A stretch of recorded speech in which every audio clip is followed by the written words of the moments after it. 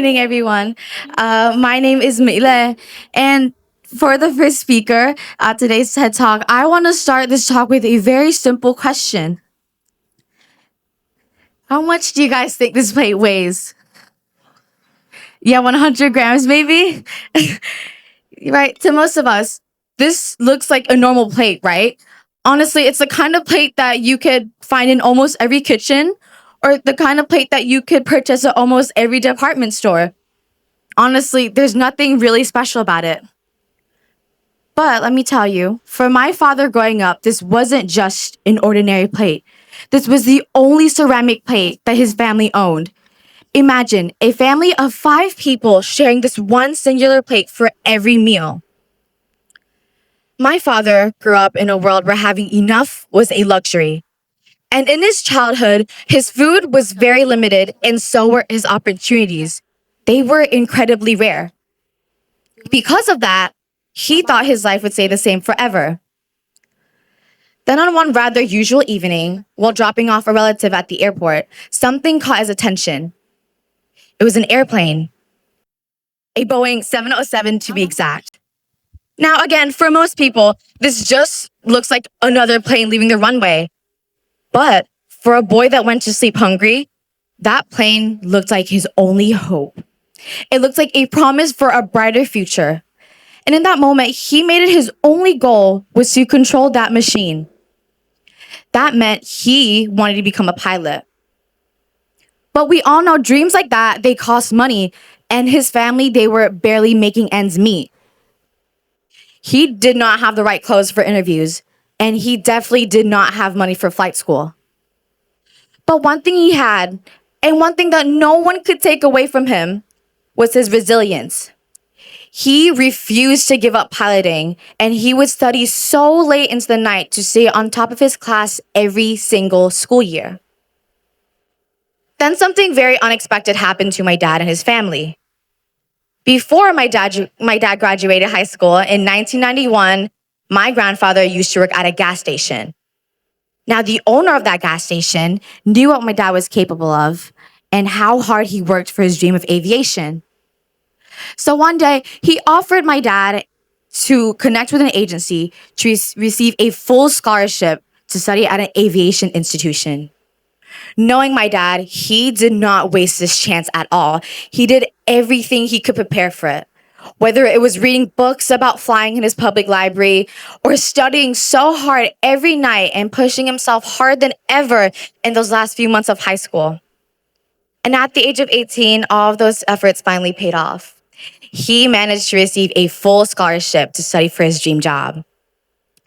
He left home with only one bag, a few clothes, a wool sweater that was handmade, and a very, very thin blanket. And that was his entire year plan. Now, being far away from home meant that some nights the cold was so harsh that he could not physically rest.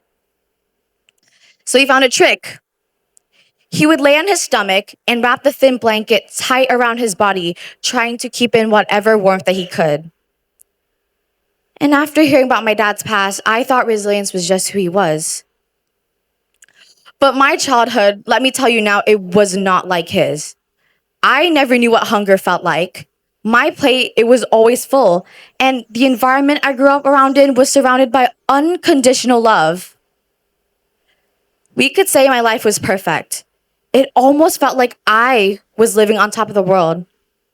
So initially, I never knew how it would feel like to fall until I did. I lost my father on June 11th, 2017. The man who had always been my North Star ever since I gained consciousness was suddenly gone. And when that happened, my perspective changed in the worst way possible. Instead of acknowledging what I still had, I could only view what I had lost. Psychiatrist Elizabeth Kubler-Ross described the 5 stages of grief is what someone would experience during these unexpected events. It starts with denial, anger, bargaining, depression, and acceptance. And I believe I went through all of these stages. It started with denial. waiting by his apartment door every day, hoping that maybe he would come back for me. And anger, it would simply show up in the worst way possible.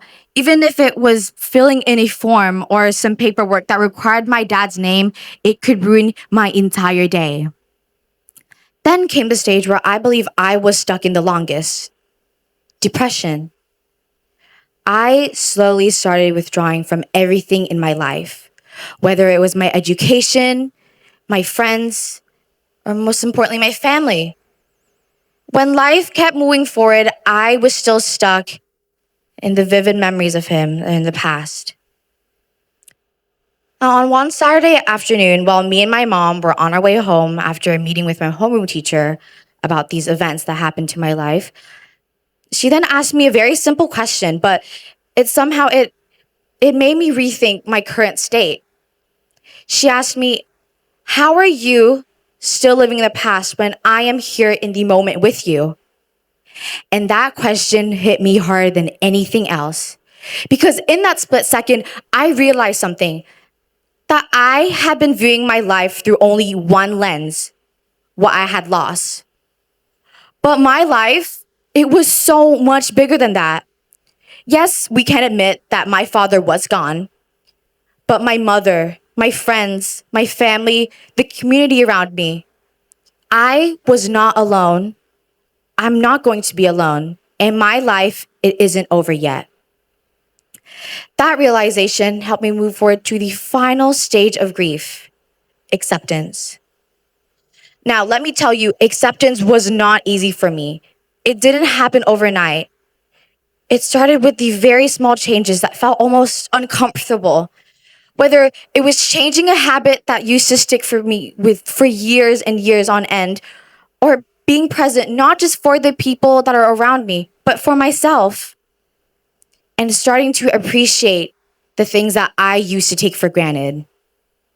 Instead of focusing on what I had lost, I had start noticing what was still present. And let me tell you one thing. It obviously is hard when we go through something that's incredibly painful and unexpected. We often think we need a big solution to fix it, something that is dramatic, something that could change our life at once. But let me tell you, resilience, it usually doesn't start that way.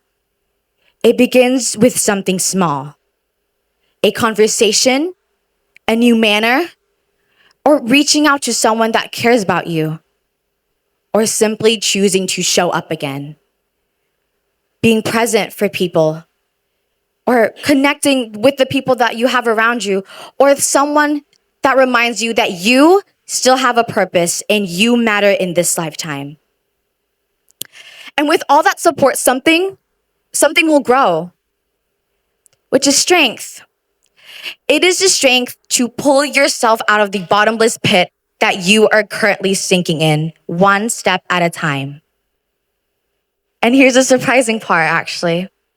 What if I told you right here, right now, that if you're doing all of this, you're not just mentally, but physically becoming stronger? The myelin sheath was first introduced by a German scientist named Rudolf Virchow in the year 1854. Every function in our body happens because the brain, it sends out messages. And the myelin sheath, it is like a superhighway, taking these messages and speeding them up as fast as a Formula One racing car. For every action that is so mentally demanding, a new layer of myelin will be built. So, for the first time you guys choose a new path, it almost feels impossible because that path in your brain right now is being covered by weeds and thorns. But by the 100th time, the 1,000th time, resilience isn't something that you are born with, but it is something that you build cell by cell, choice by choice, repeatedly. Growing up, I saw my father as a superhero. How could he have started life with only one singular ceramic plate shared by his entire family, but somehow still build a life that reached for the high skies? I used to wonder how he can endure so much pressure without breaking. Now I think I understand. We'll use an everyday example. The design of skyscrapers. We're all familiar with skyscrapers, right? In District 1, maybe, around your house. So you see, engineers, they don't build skyscrapers to stand perfectly still. If they did, the first strong wind would snap them in half immediately.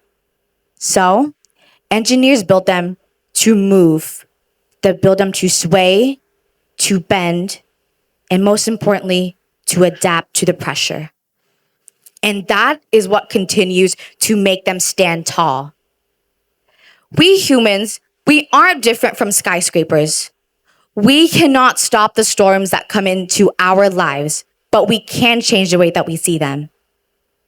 Me personally, I looked at grief and for a very long time, I only saw pure resentment. But when my perspective changed, I realized something important. My life isn't shaped by what I had lost, but it was also determined by what I still had. As Maya Angelou at the beginning of her book, Letters to My Daughter, once wrote, you may not control the events that happen to you, but you can decide whether to be reduced by them. We cannot outrun pain and suffering in this lifetime, but we can change the way that it affects us and how we view them. Thank you for listening to my TED Talk.